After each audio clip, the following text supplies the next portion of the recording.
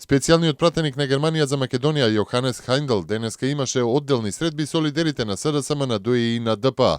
Од СДСМ соопштуваат дека се разговарало за модалитетите за зикување на собранието и одложување на изборите, како и начинот за поништување на одлуката на председателот Ѓорги Иванов за аболицијата. Лидерот на ДОИ Али Ахмети го информирал Хајндел со нивната иницијатива за свикување на собранието. Ахмети по средбата ги повика сите политички партии да ја поддржат нивната иницијатива. Лидерот на ДПА Мендух Тачи ја оцени иницијативата на ДОИ за свикување на парламентот како лош маркетиншки трик. Според него договорот од пржино е мртов и време е за нов договор. Тачи потврди дека во изминатите денови имало меѓупартиски контакти и консултации на кои меѓу другото се разговарало и за нов датум за избори. Германскиот пратеник синоќа имаше средба и со лидерот на ВМРО ДПМН Никола Груевски, а претходно и со амбасадорите на земите членки на Европската унија и на САД во Македонија.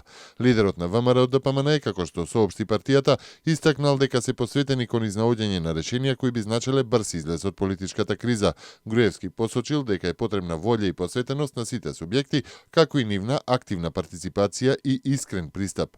Хајндел по дводневните средби во Скопје не даде изјава за медиумите. Вчера преку германската амбасада во пишана изјава соопшти дека допатувал во Македонија за да се запознае со ситуацијата и посочува дека времето е кратко и сега е потребен заеднички напор од сите политички партии за да се спроведат потребните реформи. Зголемен е бројот на заболени грла добиток од јазлеста кожа. Заклучно денеска афектирани се околу 580 говеда, соопшти директорот на Агенцијата за храна и ветеринарство.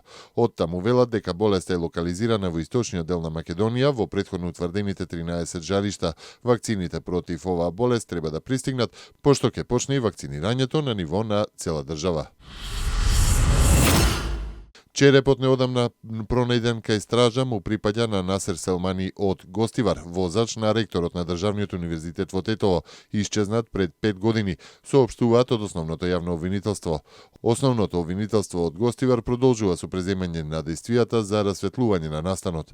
Пред 5 години на 1 километар пред стража од десната страна по пријава за исчезнување на Селмани. Од страна на полицијата беше пронајдено службеното возило, но не и исчезнатиот гостиварец.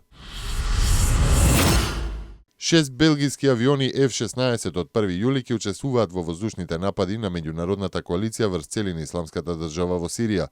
Белгиската влада денеска донесе одлука за учество во меѓународната коалиција врз член 51 од повелбата на Обединетите нации за легитимна заедничка заштита.